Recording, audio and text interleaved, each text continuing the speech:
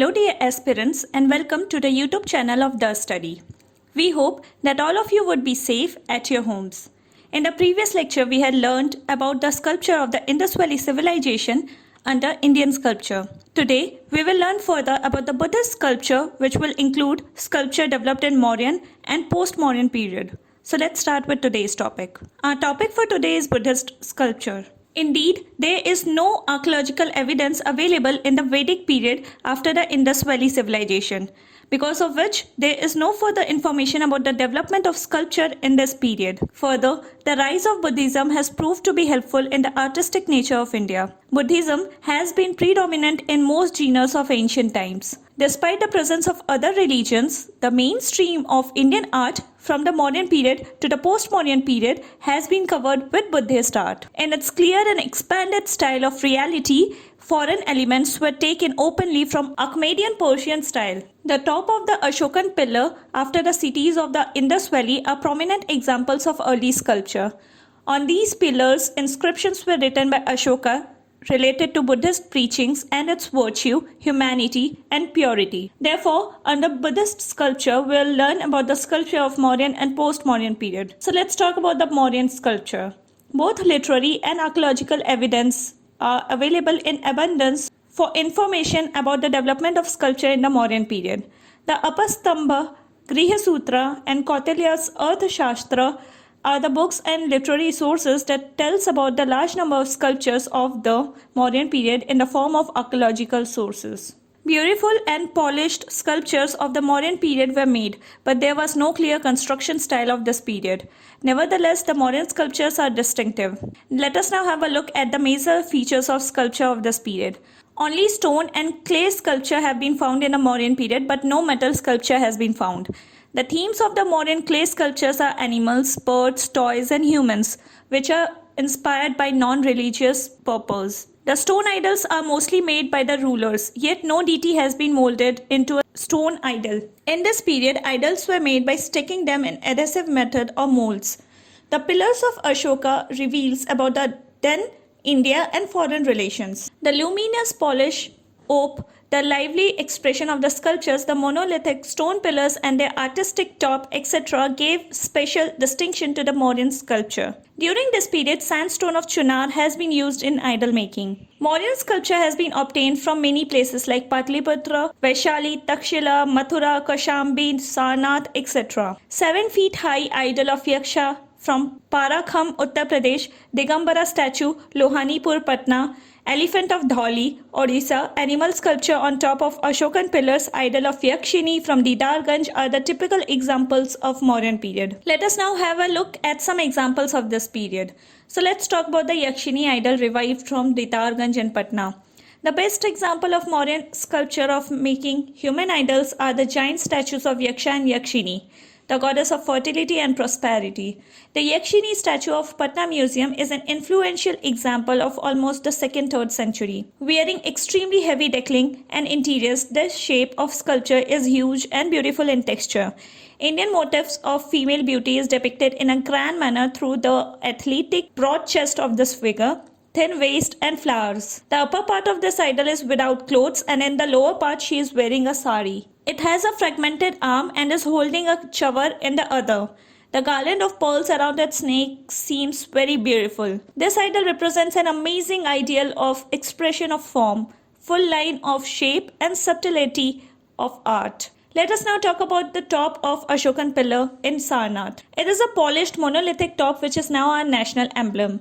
It shows the 4 roaring lions facing the 4 cardinal directions and placed behind each other. The circular headboard is embellished with 4 dharam chakras, in between which an elephant, a taurus, a horse and a lion are engraved. Apart from being realistic and distinct, the finest texture of the figures also has power and dignity, which highlights the aristocratic and global nature of Mauryan art. Also, to know further about the sculpture of the peak of other pillars of Ashoka, one can learn about the article pillar building art. Let us now talk about the elephant sculpture of Dhauli. In Odisha, a place named Dhauli depicts an elephant with great skill as if it is emerging from a rock. This rock has been cut in such a way that it seems like the front of the body along with the head and the trunk of an elephant are bulging out. The inscription of Emperor Ashoka is also inscribed on it. So in this way, we gathered the necessary information about the Mauryan sculpture. Let us now talk about the sculpture of the post-Mauryan period. After the fall of Mauryan Empire, in the 2nd century BC, the dynasties of Sunga, Kanva, Kushana, Saka, Satvahana, Vakataka, etc. emerged in different parts of India.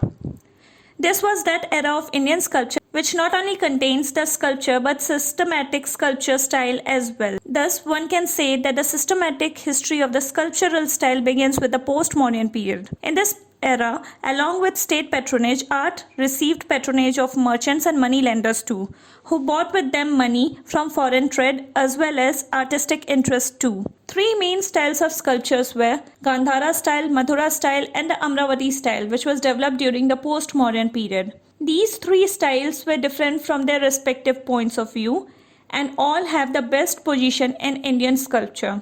Let us talk first about the Gandhara sculptural style. After the invasion of India by Alexander in 326 BC, its northwestern region were ruled by Greek dynasties like the Kushanas and the Shakas. These Greek invaders brought with them the tradition of Greek and Roman art, the influence of which led to the development of a distinctive style of sculpture in the northwest region of the country, which became popular as Greco-Roman, Buddhist or Gandhara art. It involved from a combination of Greek, West Asian and Indian elements. This style actually represents Indian culture in Western costumes.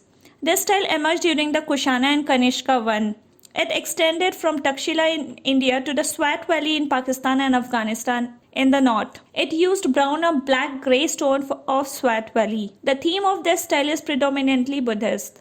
The revolutionary changes of the 1st century AD also had an impact on the Buddhist art. The Buddha, who until now has only represented as a symbol, was now depicted as a human being. As a result, Buddha statues in Gandhara style are found in both sitting, meditation and standing postures. Among them, Lord Buddha is often depicted with curly hair and moustache, embossed skull, aura behind the head, a dot in the middle of the eyebrows, wearing a creased garment and sleepers. The magnificence of the Buddha statue in this style clearly defines the Greek and historical influences on art. In the initial phase, the idols under Gandhara art were made from clay, lime, mineral and plaster, so that these idols could not be durable for a longer period. Later, the use of stones was started in this style, which made it long-lasting. The feature of Greek art included in this style are fine marking of the beautiful structure and muscles of the human body, experimentation of the body with transparent fabrics and creases, fine carvings. Through these features, an attempt has been made to make Buddha statues in Gandhara style similar to the statue of Greek god Apollo. In it, the bodhisattvas are displayed in artistic costumes. The combination of spirituality and emotional supreme feature with Indian elements made this style distinctive. The construction of the Maitreya type of Buddha is mostly seen in the Gandhara art.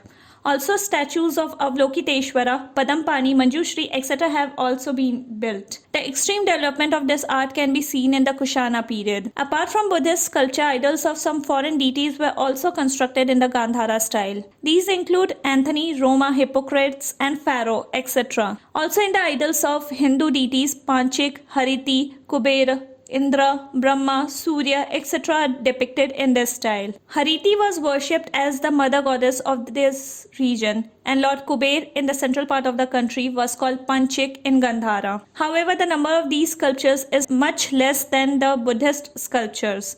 Further, Sasanian invasion resulted in the decline of this art in the early 4th century AD. So in this way, we learned in detail about the sculpture of the Mauryan period and the Gandhara sculptural style of the post-Mauryan period. We'll discuss about the Mathura style and the Amravati style in our upcoming next lecture. Till then, stay tuned with us. Please like, share and subscribe our channel for more informative updates related to history. Thank you.